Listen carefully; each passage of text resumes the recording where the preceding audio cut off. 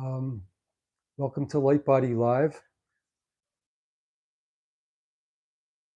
And we're wanting to have an interactive conversation with everyone, answer questions about the development of the energy system and the light body, the evolving light body. We also, over time, want to provide a foundation for developing our usage and understanding of the energy system, a progressive way to develop that system, our understanding of it, and also how to utilize it. Because as it develops, as it evolves, we have new skills, new possibilities, and we at first may not be aware of all of them. So part of what we want to do is bring it to the awareness. And as we become more aware, we also find out that there are some really interesting and very helpful ways to utilize these new skills. The foundation that I'm talking about, that we have been working with actually for years to build it step by step, it's a very organic and fluid foundation, not a hard, solid foundation, but it's very fluid so that people can develop these extraordinary skills using energy, um, regulating chakras, as an example, regulating other parts of the energy system, and can do it safely. And that's always a concern. And what happens is a lot of times there's just fragmented information here and there, and it's good information, but in its fragmented form, causes sometimes people to engage with it and then jump too far ahead um, to a place where their system really can't handle it. When I say system, it could be physically, how it affects our health. It could be, of course, emotionally, because it's could be challenging our emotional homeostasis, our belief system, and also our spiritual direction. All these things can be challenged if we engage with something that's leapfrogging over other information that's very important to employ for we could say safety, but also just for so that we can do it in a useful way, in a helpful and so that's one of the things that we've been really focused on for years now. And it's always good to go back to the basics. And, I think from where I started, I'm doing many, many things that seem to be much further ahead than where I started. However, still on a regular basis, it's helpful to go back to the basics, to the foundation. And I do it all the time myself. And it's like a grounding. It gives us a runway to land in so that we can be rooted and grounded in our day-to-day life, even though we're also developing this other part of ourself and these other skills. So proprioceptive exercise is one very important part of this foundation. Some people naturally feel subtle energies. Most people, though, either don't, or they're not sure, or it's hit and miss. When we work with the proprioceptive awareness, we could say it's exercise, but also awareness. It helps us to become aware of subtle movement of energy fields on a consistent basis so that we can rely on it. And we can go there. And then once we're in that state of being where we're detecting subtle energies, then we can use these skills to adjust many things within our physical body, within our emotions, but also in our relationships and the projects that we're doing within the creative field that we're working. So I highly recommend that people understand the proprioceptive awareness and the exercise possibilities with proprioception and learn how to switch from the mode that we're in the external life, the external world, touching things, lifting things, pointing at things, to the more subtle inner world that we exist in, and be able to switch back and forth in those modalities. Eventually, they merge and they become the same thing at the same time. So it's a reliable system. The next thing is becoming aware of the outer body and its layers. And we started out with a basic form of 3 layers: an etheric layer, emotional layer, and mental layer. And we've described the outer body, and one of the things that has been transmitted with this light body work is that the outer body, the vibrational body, is a semi-permeable membrane. So it's functioning like a cellular membrane with semi-permeability and also the possibility to receive, but also to filter. So we developed the ability to expand the outer body and make it more permeable depending on the situation. When we want to receive, when we want to know what's going on different layers, levels, but we can also become less permeable when we're in a situation where we don't want to absorb um, certain kinds of energies, whether they be emotional, um, psychic, whatever. And we learn to differentiate all that as well and to know where different energies are coming from. That can be either very helpful, so we become more permeable, or they could be disruptive, so becoming less permeable. Um, the outer body, as we work with it, and we work with its components, matures like a baby in the womb. It goes from one cell to multiple cells. Cells start to differentiate and become an organism that's diverse, and it becomes a fetus and then a human being.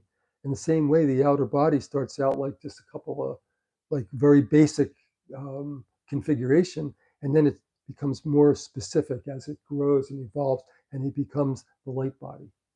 So it's like a path of development. And there is a birthing process that is occurring in that transformation. The components of the outer body, light body, the chakras. Many people are familiar with the chakras.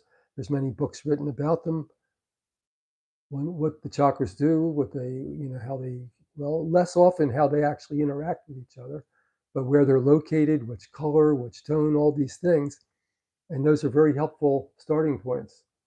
And when you start to work with the chakras and understand how to interface using the consciousness, the mind, to connect to a chakra and then to regulate its flow, to harmonize its flow, a whole world of new possibilities emerges. And it's also part of what is helping this transformation from the outer body state, very primitive, to the more developed light body state. In the chakra work, we're learning how to balance, and that's like the foundational work. And harmonizing, 2 different things, because it's also balancing the chakra, because each chakra is front and back.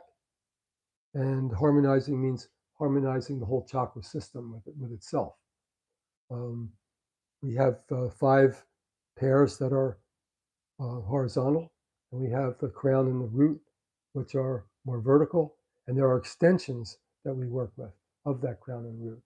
And when all of that's fully operational, then we're closer to the birth of the light body, which some of us are uh, on the doorstep of this change. Kundalini is a big topic, and there's books written about Kundalini, and I don't know if I've seen one though that identifies how it's part of a larger system. And when we work with the Kundalini without understanding the larger system, then it can become too powerful. It can become over accelerated, hyperactive. So we first start with a balancing technique of the basic Kundalini channels, the Ida Pingala, and how to harmonize, synchronize them. And that creates another part of this very important stabilizing foundation that allows us then to step further and do more advanced work with the Kundalini. But if we just activate the advanced potential of the Kundalini, which some people have done, and it can create adverse side effects and disorientation within the whole life. So our long-term application is in the beginning to harmonize this very core part of the Kundalini flow before it gets away. It's like keeping the horses in the stable and training them and then teaching them how to run when the time comes, as opposed to having wild horses, just letting them out and run around. So it's kind of like that, stabilizing these kundalini channels.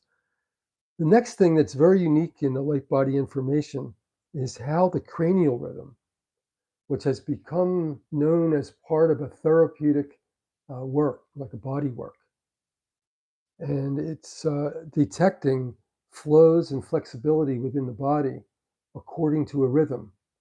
And what's been discovered in the light body work is that this cranial rhythm is an interface between all these layers of or components of the outer body, light body, and helps us to regulate them, and also helps us to direct the flow of the energy of the kundalini and the chakras, and also the the functionality of the emerging light body. So this cranial rhythm interface is it's an amazing piece of this puzzle um, that we received in doing this work, and really pretty enthusiastic about it because of the effects that it has. Um, and anyway, these are the building blocks, so to speak, but they're fluid, organic, building, let's say, building components. They're interactive, and we learn how to use them interactively. Um, there are questions that come up, there are challenges that come up, but whether we're working with light body activation or not, challenges will come up. Problems to solve will be there.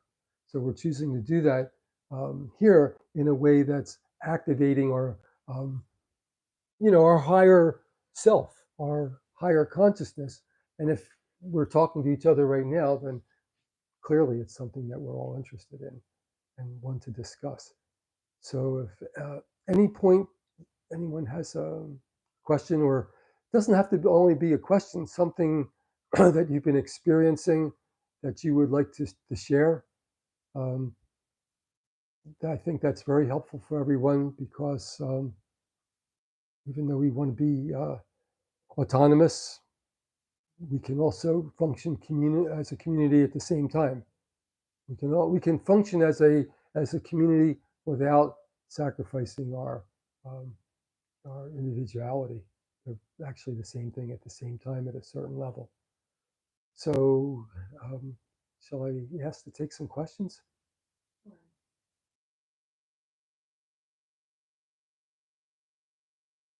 Yeah. So Lynn has some questions that people have written in, and we'll have a go at it. Um,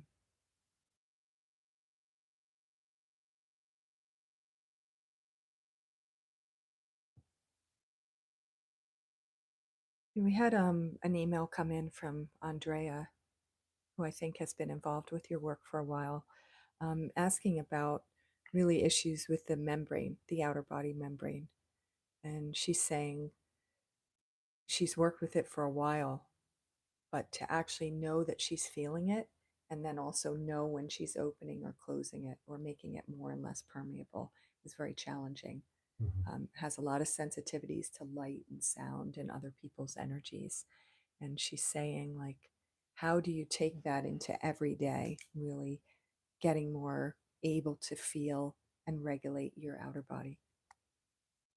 Yeah, that's one of the fundamental points of development that we start with.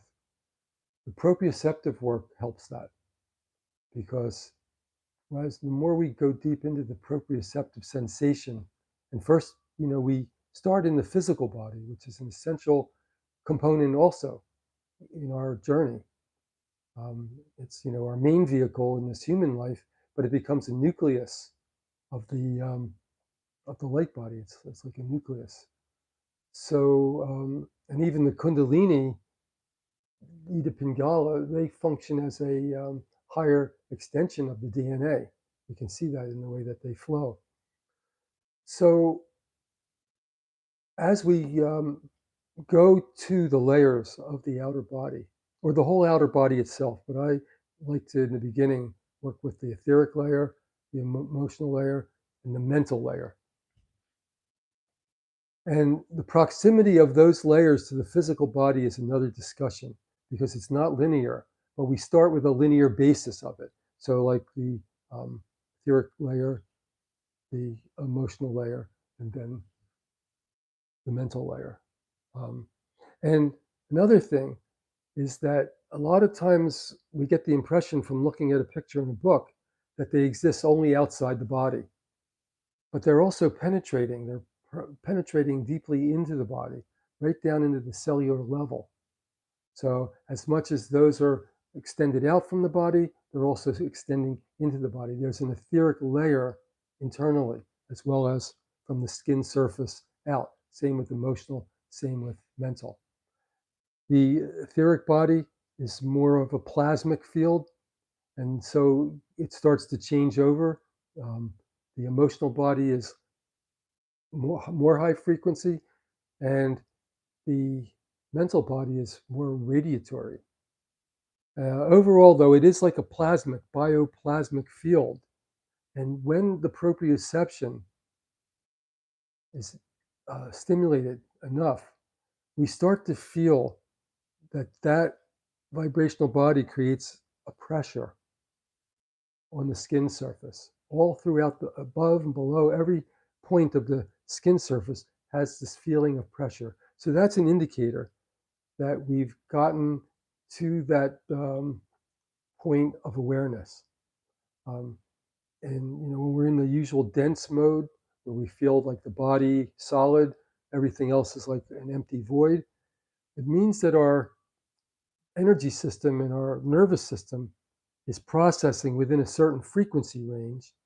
And as we relax the system and we take our awareness out into the etheric body, then that range of frequencies expand. And so the physical body begins to give us the feeling of less dense. And then we start to feel this outer body becoming more dense.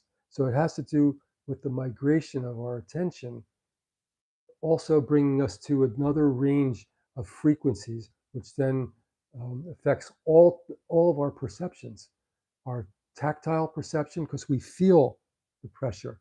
And then when we feel the pressure of the outer body, we'll start to feel like a tingling or numb tingling sensation. And you can feel it from being on the skin surface, starting to penetrate in and to a wider and wider into the muscle, down into the bone.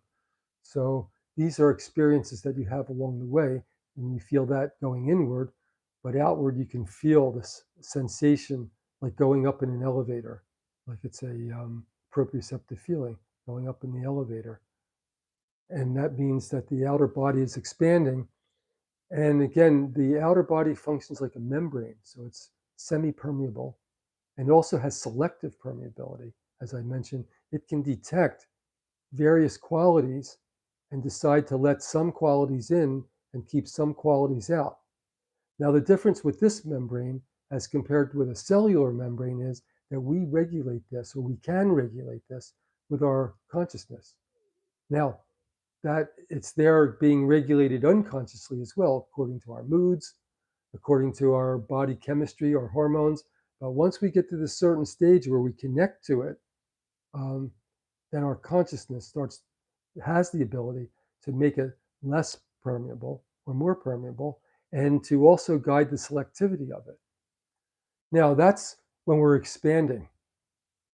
And again, you have this feeling of the physical body becoming less dense, and this outer body layer is becoming more dense and more plasmic, sometimes even fluid, like it's water. When we end a session of practice, and practice is kind of an incomplete word because in my time of doing this, it's not only practicing, but it's an experience. It's an activity, and I enjoy it quite a bit, and almost always leaves me feeling in an elevated mood. So if I go on to anything else that I have to do in this physical life of mine, I take that feeling of more relaxed, more patient. I take that with me. Now, I'm not saying it's 100% all the time, Sometimes it's a little bit, but sometimes it's quite profound. So I look forward to sitting and practicing any of these um, practices. And as I said, we can practice them individually. This is part of the Light Body program, but we also learn step by step how to integrate, how to be interactive between all these systems. So then the last part of this question, which is I'm getting to, um, when we come out of it, we want to become less permeable, especially when we're moving back into the world. We're going to go shopping. We have to go to the bank. We have to drive in our car. We feel ourselves pulling back in, like there's a border, and we're pulling it back in. And as we do that, pulling ourselves back to the skin surface, we start to become more aware of our physical form, our weight, our shape, our size, our density. And what's happening is that migration of attention now is going from this higher frequency perception to a more dense perception where most people are usually perceiving things within their daily life. Um, there was one other thing on the expansion that I wanted to say. Oh, when we expand, I know I'm going back now to the expansion point, becoming more permeable. You feel like your physical body merges out into the outer body, and so there's no differentiation sometimes between your physical body and the vibrational body, and you feel it as a plasmic mass that's operating in different ways that we'll talk about as time goes on. Anyway, to get back to the grounding, pull yourself back in, just like I would pull my arms back in, closing. And you don't create a lot of body tension in doing that. You just will it to come in and then becoming aware of your shape, size, form, density, and then you can see the things around you and notice that some things like metallic, some things like made out of like paper, like a book, wood, and relate to those densities. And that's a very useful way to do this. If you're still having difficulty or you don't feel secure, then don't do this part. You can continue to work with the proprioception to build up inner strength and inner confidence in it. Um, but I think that once you learn how to do it step by step in both directions, expanding, and another mistake that people do make is that they expand, but then they don't come back in because it feels so good to expand. But then coming back in, we don't necessarily want to do that. It's like you have to face things at a certain level again that have certain challenges and certain problems to solve. Um, but we start to learn the usefulness of getting back down to density so that we don't get disrupted and ungrounded.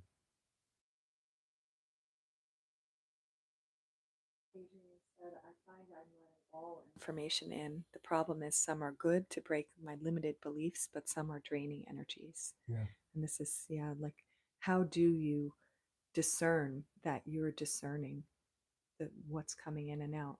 Me personally, when I work with this, I don't on purpose say inwardly, I will only let all good energies in. It's just, I actually feel as I can sense the outer body and really feel the sensations of it, it seems to go into a self-regulation. But could you say more about that?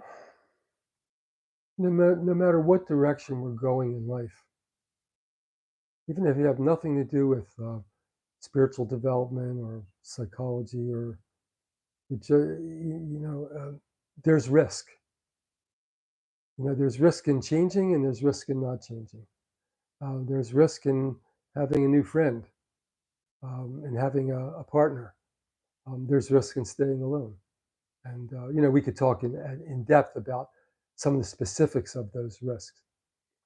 What I would say, though, is that um, as an example for me, one of the things, not always, but let's say I have a plate of food and there's different things on that plate. And this one really is delicious. This one tastes good. And then I put this one in and it's like, oh, this maybe these tomatoes were or whatever, wasn't good. So I'm not going to eat it.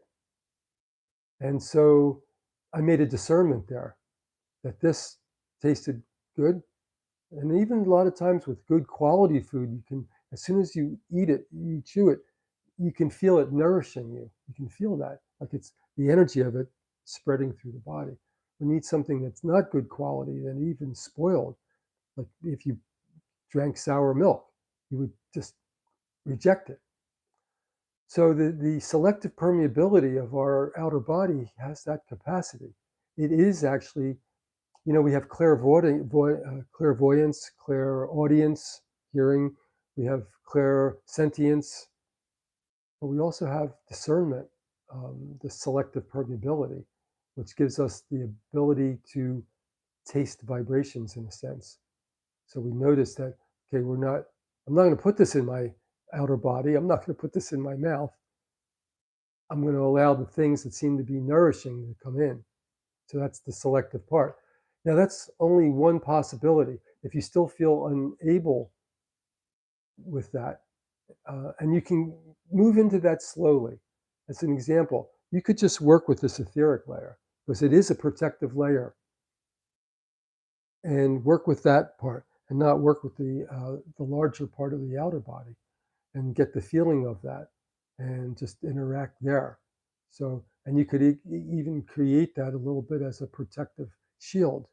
There's a lot of ways to go about this, um, but any kind of venture, is going to have some uh, things that need to be challenged and overcome. I would say, though, if these ideas are not helping to alter this, difficult experience that you're having, uh, work more with the proprioceptive exercise, strengthen the body, uh, strengthen the nervous system and the body systems, and then move very incrementally into this outer body.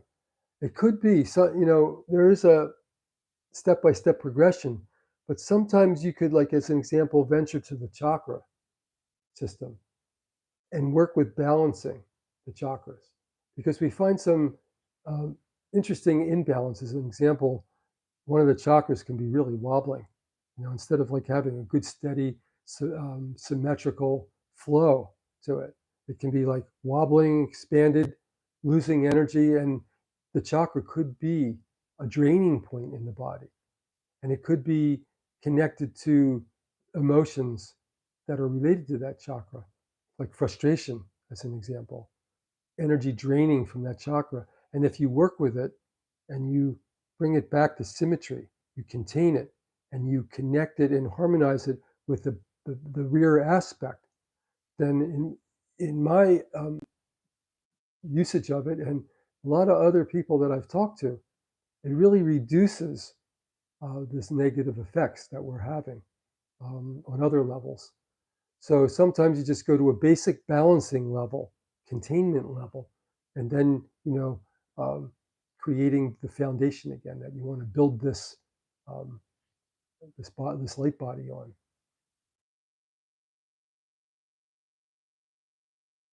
So, do we have any other questions?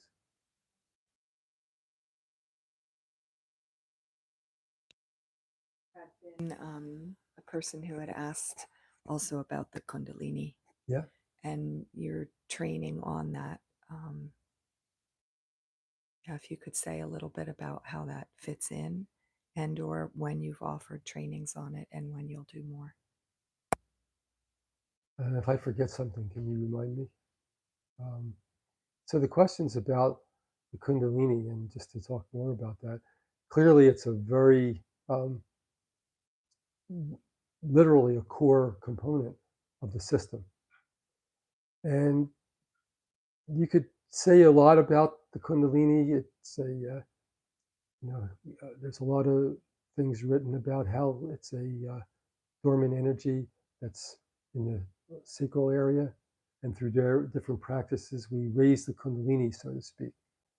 Um, in past times, hundreds and thousands of years ago, it was thought that you spend a lifetime of austerities preparing your whole body, mind to raise the kundalini because it creates such an alteration of perception and reality.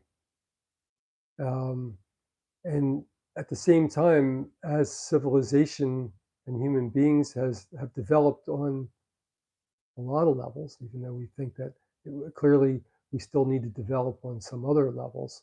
We're still quite primitive in some levels, but that we're working with things that are more expanded and higher frequency, just even within technology, within electronics, uh, technology, since the printing press in a way.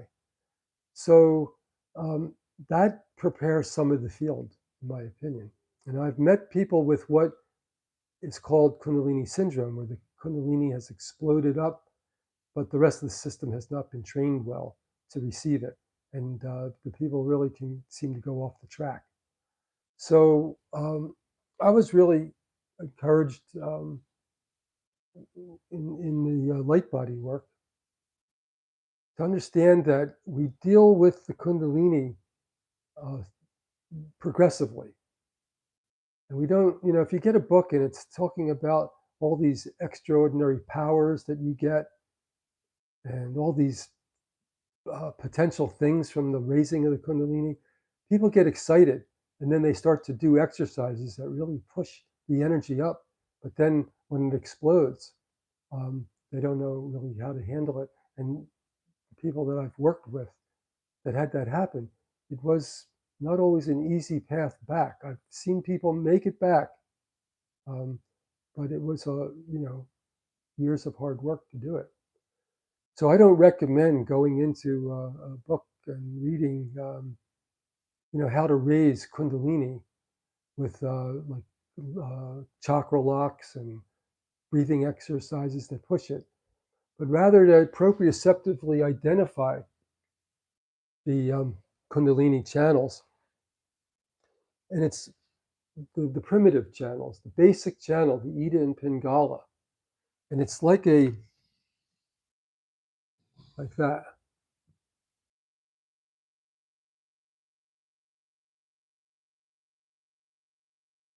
This is like the temple region of the head here. And you could say that this is the tip of the coccyx here. And you can see that it's really like the form of the DNA. But in problems with the kundalini that come from our emotional conditioning, our belief system, friction within the life coming from those things, and many other things in our relationships, our development as in the life, going through the teenage, going through the young adult life. Some of these channels can become unbalanced, and sometimes they become quite weak. And a lot of times when they become weak in a certain area, we find that there's a tendency for organic difficulty as well, like a intestinal problem or a kidney problem or something like that, where there's really like an aberration or a lack of flow of the kundalini. I mean, you could say the same thing with chakras as well, but this is something that's pretty consistent also with uh, kundalini. Sometimes it's really like a very tight wrap, so there's not a lot of space there, and this could be like a hyperactive, high-strung personality, the bull in the china shop. And so what we do in the light body practice, and this is something that I think you could stay with this part, for years, because none of this work should be pushed. The more patient you are with the development of it, in a way, the faster it goes, because you have integration each step of the way, and so you can fully be present and utilize what each layer of development offers to you. without trying to jump ahead, because if you jump ahead, you might be able to realize something, but it's going to break down other things that haven't developed properly yet. So to me, each stage of development is fascinating. And I'm at a stage of development myself right now. And some of you may be at a more advanced stage of development. Um, but going back to the basics and the building blocks and understanding that we're patient with where we are, with our perception, with our development. And the more we settle into that, then the faster the rate of growth goes, the faster we start to realize new things. So bringing these channels back into a nice symmetrical, rhythmical flow creates adjustment of energy. You'll find that you have more consistent energy. You'll find that whenever there's like an emotional disturbance, that there's almost always some kind of something's off, something's like gyrating, and then you bring it back. Sometimes, and once you learn it to bring these kundalini channels back into a flow, it can take less than 30 seconds. Not to say that that's what you should always do. I mean, I've spent um, 5, 10, 15 minutes just going through the flow. And then as you harmonize that flow, your attention will go out from there and it will connect to other things that are going on. And it creates what's very common in this work, which is a journey, an outer body journey into different forms of information, learning how to access different forms of information that are vibrational, that are nonlinear, that come from the intuitive plane or the plane of impressions. And also we start to be able to interact at those levels and understand the value of interacting at those levels and not trying to pull those forms of information or instruction to where we can conceptualize it. We just leave it there and understand that we start to experience that we're learning a lot without conceptualizing things, just letting them be in a different, more high frequency form. So yeah, we do have some somewhere, maybe several different places where we go over the balancing of the kundalini channels. But eventually, the kundalini channel, like just like the DNA has a certain, clearly, an information that is vital to every layer of our organism. And when it becomes the core of the light body, right,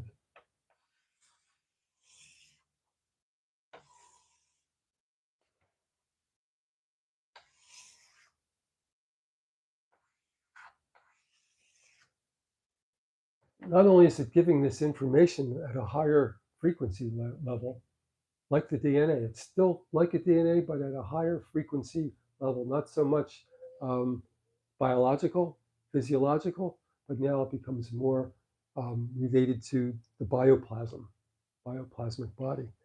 And it eventually becomes like a nuclear reactor. And when it does that, it's interacting, and the chakras then become like jet engines receiving the charge of that nuclear reactor. Because in the end, this light body is a vehicle, becomes a vehicle. And we use that to travel, just like we use our physical body. But we can have much quantumly greater range of movement once we uh, move in, we're born into this body. Do you want another question? Yeah. Anna Maria asked, the mental body, how is it connected to the brain? Are they the same thing, just at different densities? Well, they interact, the brain and the mental body. The mental body is it's radiatory, and it's able to process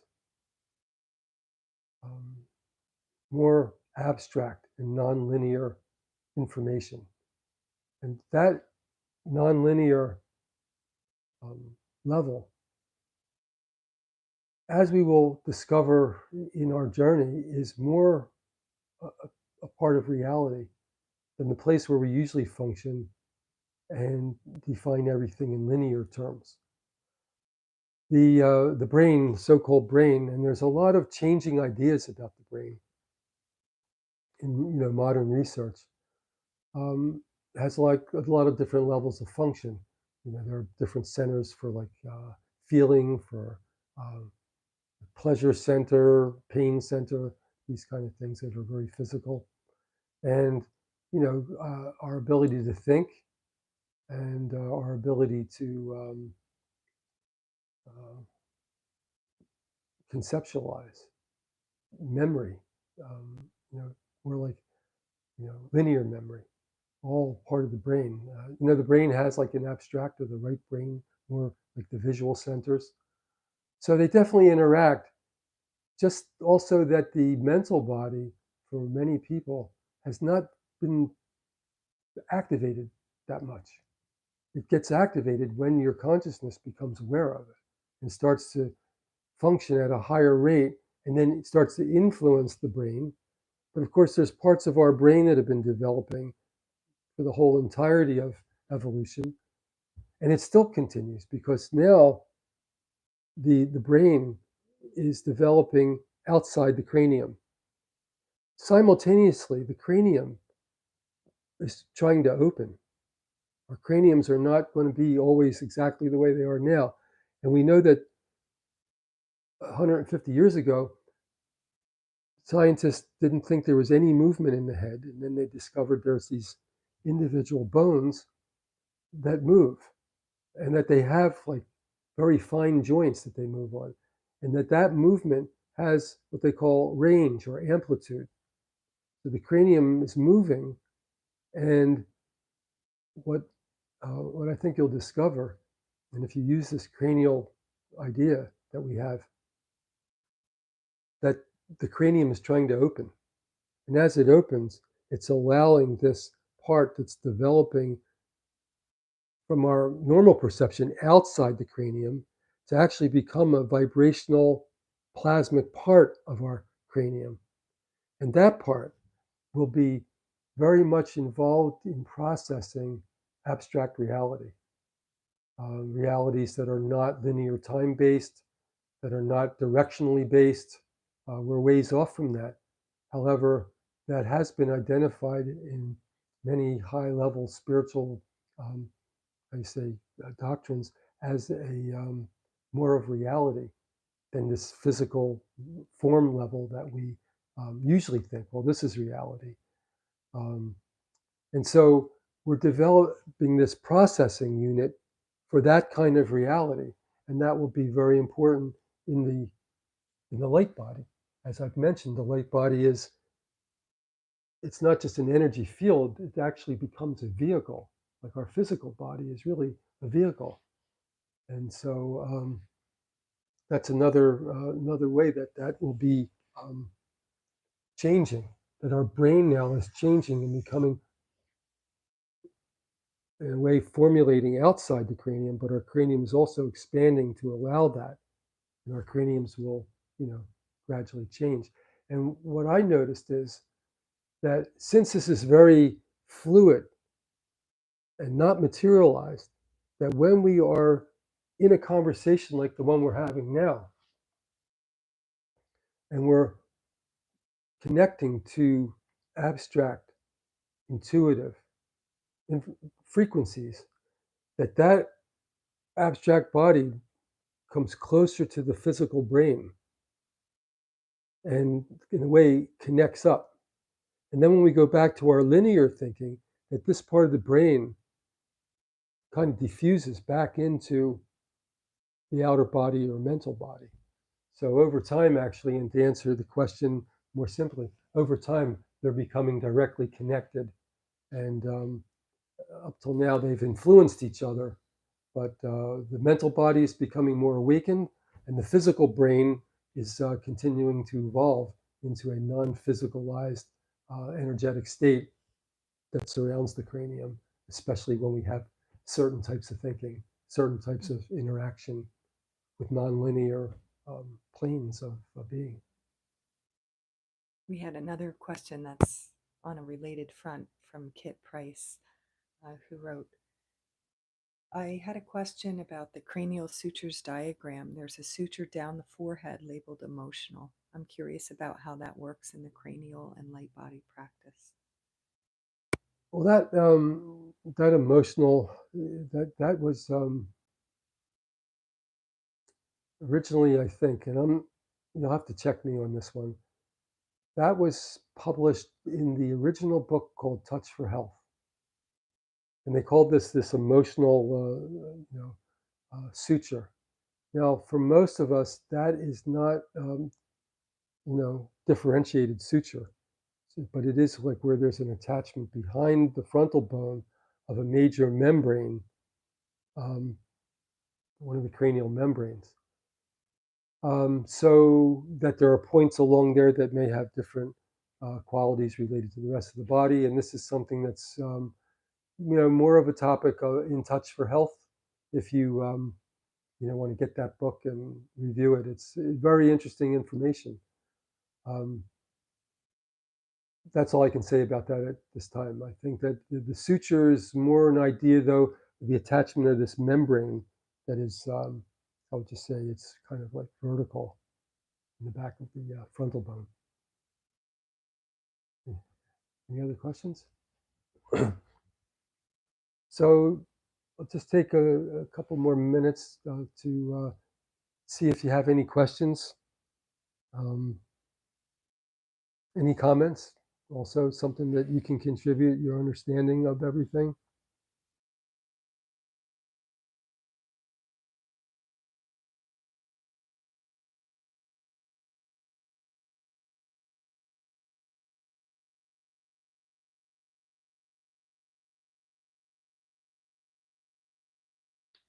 Well, since we're planning on doing this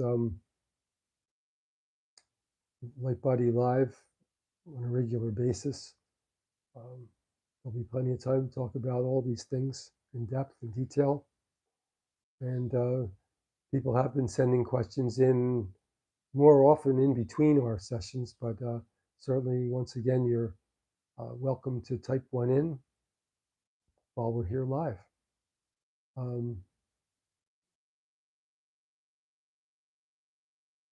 What we're going to do, well, this is all it all has been. Yeah. So let's do a basic exercise with the outer body, and for a lot of people, and I think including myself, the proprioceptive. You can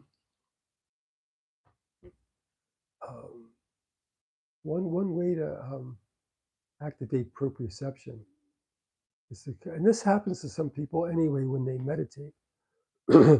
They find themselves spiraling like this.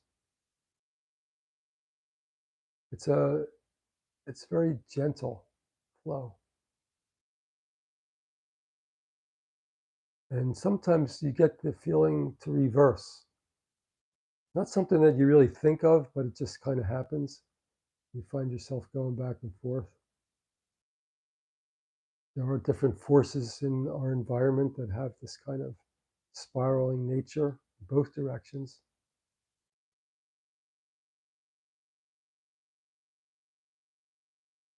You've got the sometimes called the heavens force, which is more of a counterclockwise, and the earth's force, which is more clockwise.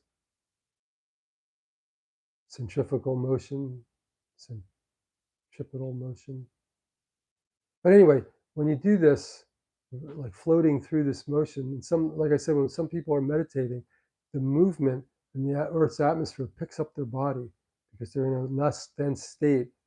And what you can do is let your body go in this. You could kind of initiate that movement, and then at a certain point, without any tension, just stop the motion. There's no tension. And what you're going to notice is that the spiraling feeling continues even though your body is still. As soon as that happens, you may notice that your breathing gets deeper. You notice the feeling of being more relaxed and upright at the same time. And that is proprioceptive state, an entry point. So we could try that again, spiraling. You think of like a pendulum.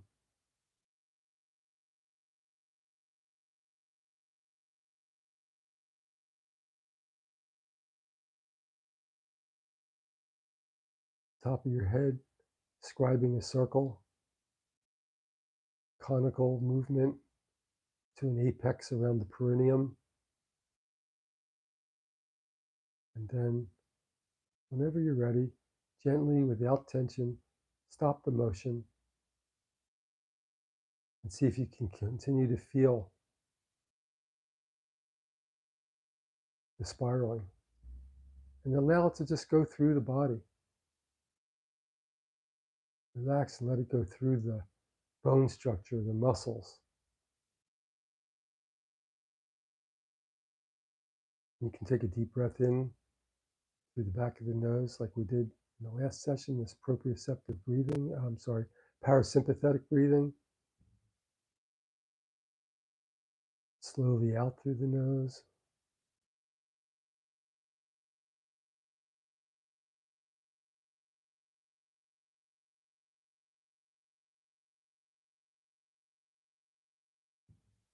So now we're using this as a preparation, but this is certainly in and of itself a very healthy practice, stimulating the parasympathetic nervous system, relaxing, regenerating,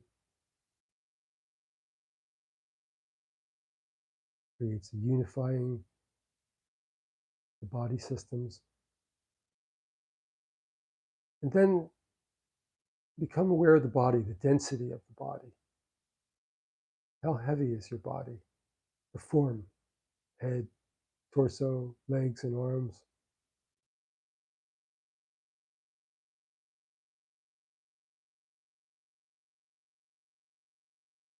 You can imagine your bone structure in the legs, spine, the rib cage, cranium, arms.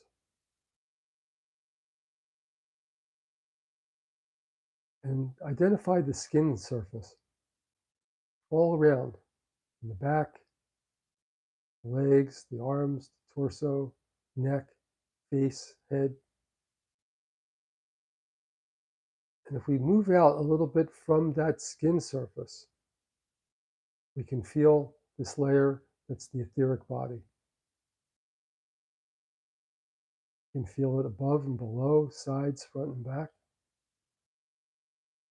It's a protective layer.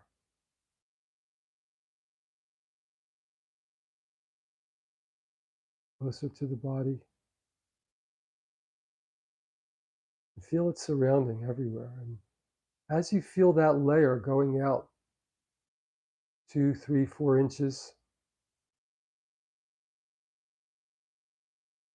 you may start to notice that where the skin border is, that there's a sensation, like a tingling or a numb feeling. As you start to notice the points where the etheric body and the physical body interact, and you'll start to notice that that numb and tingling penetrates into the physical body, to the muscle layer, down into the bones.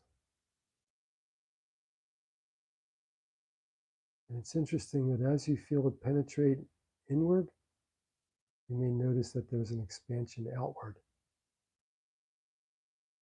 and that the physical body has kind of expanded out into the space of the etheric body.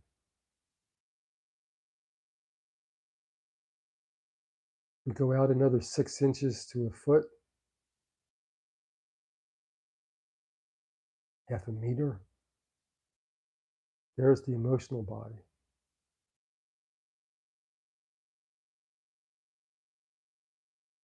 And we identify that wider space above and below, sides and front and back.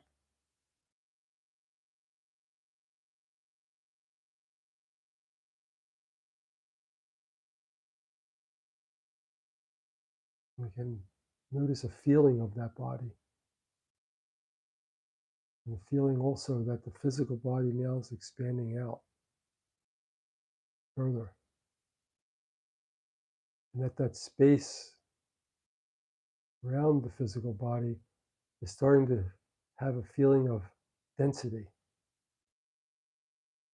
fluid, gel. And the physical body feeling less dense, expanding out.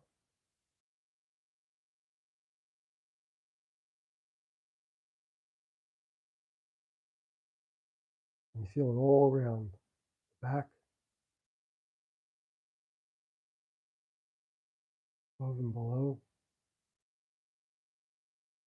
And we can go now further, up to 5 feet or a couple meters. It's not exact, but you go out and there's the mental body.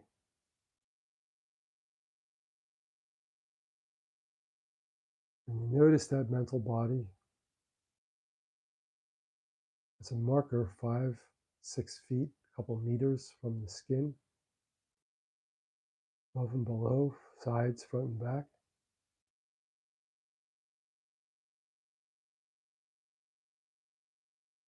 And you can feel your physical body expanding all the way out. And this feeling, if you have it with the physical body expanding all the way out, you're becoming more permeable. You have become more permeable. And you may notice the feeling of touching the walls and the ceiling and the floor. That the floor feels like you're moving through the floor. You've moved beyond the floor. You really notice the feeling of the room you're sitting in.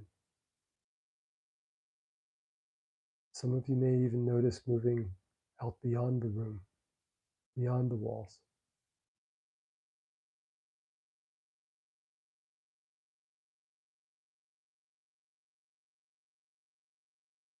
And if you project out all the way out into the mental body, you notice that there's a border. And for now, we'll just notice that border.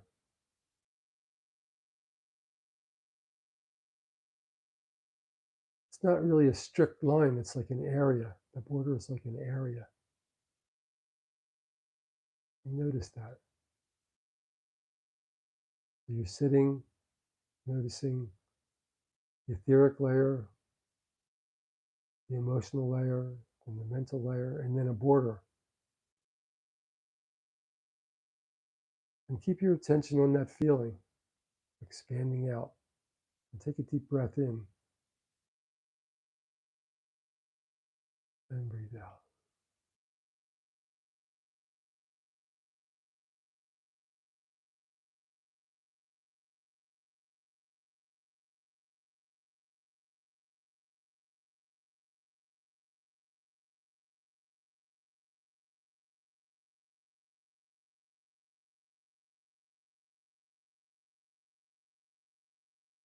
And oftentimes when you're sitting in this state, expanded, you can notice, where does your attention go?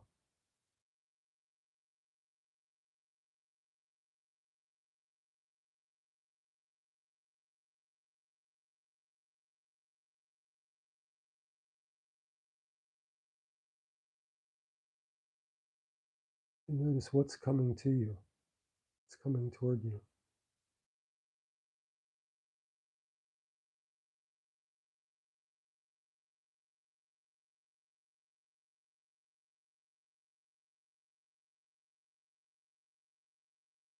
You could stay in this expanded state for as long as you like. 5, 10, 15, 20 minutes.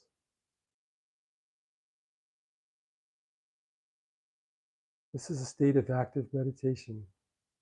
And while you're sitting expanded, you can notice the feeling of the whole outer body. You could focus on one particular layer.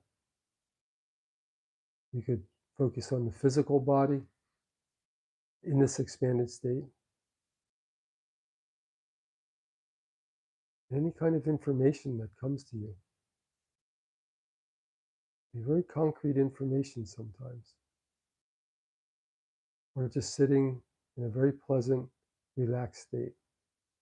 Because this is a parasympathetic, proprioceptive state. It's regenerative. It's therapeutic. It's healing. And it's also preparing the foundation for higher frequency experiences, developing the outer body, the light body, etc. So bring your attention to that border of the mental body. And with your mind and attention, pull that border in toward your physical body.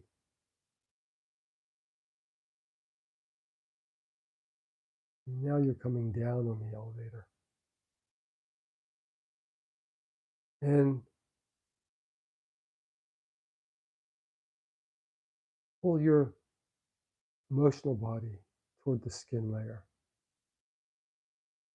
And pull your outer body all the way in. And become aware of the form again. There you are, now in your physical form. Feel your density. Your legs and hips, your stomach and chest, head. Feel your weight. And take a deep breath. And breathe out, let your eyes open without a focus.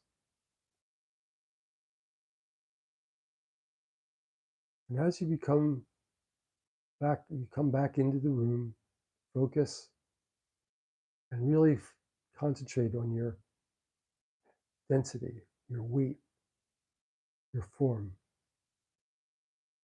Feel yourself again in your physical body. And then you can just move around and go on to whatever you were thinking about doing next. And take the sensation and whatever else came in with that excursion into the expanded bodies. Each layer is a world of itself. And sometimes when we become more adept with working there, it's like we can journey there, like taking a trip, an adventure. And there's so many things to find out, to learn, of all sorts of levels, from conceptual to abstract, impressions to intuitions, things that are mathematic. Every type of information can be accessed, is accessed, comes to you. You're willing to notice. So we're also exercising, like exercising a muscle when we do that. I think this is important to understand, that you strengthen a muscle when you exercise it, and then it has more ability to do its work.